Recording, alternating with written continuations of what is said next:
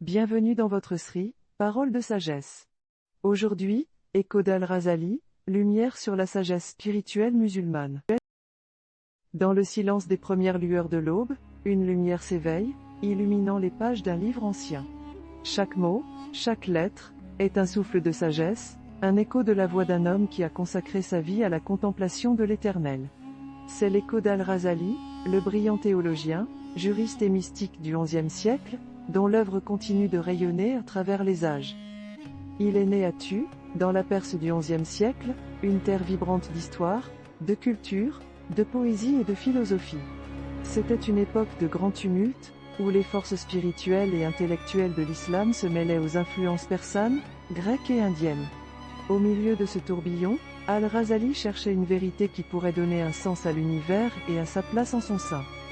En quête de cette vérité, Al-Razali se plongea dans l'étude des sciences islamiques, de la philosophie, de la théologie, et même de la mystique soufie.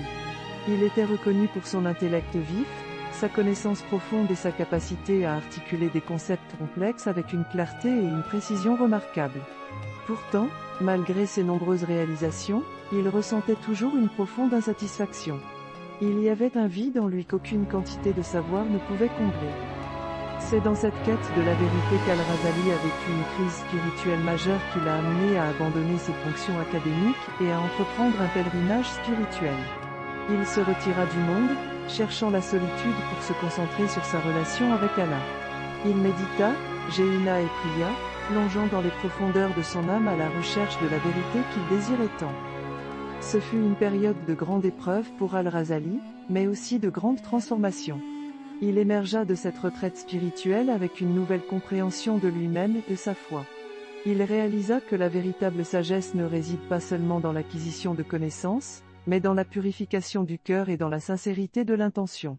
Comme Allah le dit dans la sourate Shams, verset 9, a réussi celui qui la purifie. Al-Razali a ensuite consacré le reste de sa vie à enseigner cette sagesse, en écrivant de nombreux ouvrages sur la foi, l'éthique et la spiritualité. Son œuvre la plus célèbre, Ihya-Ulum al-Din ou la revivification des sciences de la religion, est un guide complet pour ceux qui cherchent à approfondir leur compréhension de l'islam et à vivre une vie plus spirituelle. La leçon que nous pouvons tirer de la vie d'Al-Razali est celle de la quête constante de la vérité et de la sincérité. Il nous rappelle que la foi n'est pas statique, mais un voyage qui nécessite une remise en question constante, une exploration profonde et une dévotion sincère. Ce n'est pas une destination à atteindre, mais un chemin à parcourir. Alors que nous approchons de cette histoire, je vous invite à contempler l'écho d'Al-Razali. Que sa lumière continue de briller dans nos cœurs, nous guidant vers une sagesse plus profonde et une compréhension plus riche de notre foi. Lorsque vous vous retrouvez dans le silence de l'aube, songez à la voix d'Al-Razali, et laissez sa sagesse vous remplir de lumière. Comme une étoile dans la nuit, elle peut vous guider sur le chemin de la vérité, de l'amour et de la sincérité.